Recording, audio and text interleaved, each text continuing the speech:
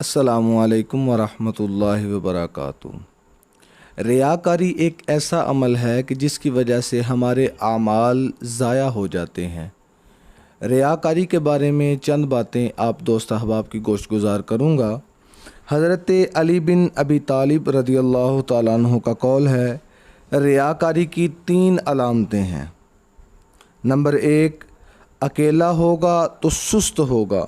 Number 2، لوگوں میں ہوگا تو چست ہوگا، یعنی کہ لوگوں میں اپنے آپ کو بڑا چست دکھائے گا، کام کرنے والا دکھائے گا، اور اگر کوئی اس کی تعریف کرے تو بہت زیادہ کام کرے گا، اور اگر کوئی اس کی مذمت کرے تو اس کے لیے وہ کام نہیں کرے گا، یعنی کہ وہ شخص صرف ریاکاری کے لیے ہی کام کرتا ہے۔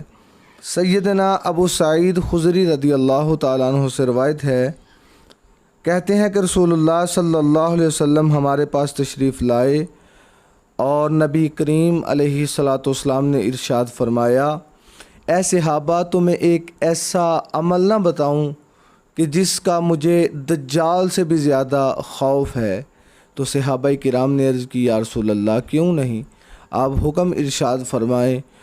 نبی کریم علیہ الصلاۃ والسلام نے فرمایا، صحابہ مجھے اس بات کا ڈر ہے کہ اگر کوئی شخص نماز ادا کر رہا ہو اور اسے خیال آ جائے کہ مجھے کوئی دیکھ رہا ہے، تو کسی کے دیکھنے کی وجہ سے وہ نماز لمبی کر دے، آہستہ آہستہ ادا کرنا شروع کر دے، تو اس کے دل میں ریاکاری آ گئی، تو صحابہ مجھے اس ریاکاری سے اتنا ڈر ہے، اتنا مجھے ڈر دجال کا نہیں، دجال کے خوف کی وجہ سے مجھے اتنا ڈر نہیں جتنا ریاکاری کی وجہ سے ڈر ہے کہ میرے امتی کے اعمال ضائع ہو جائیں گے۔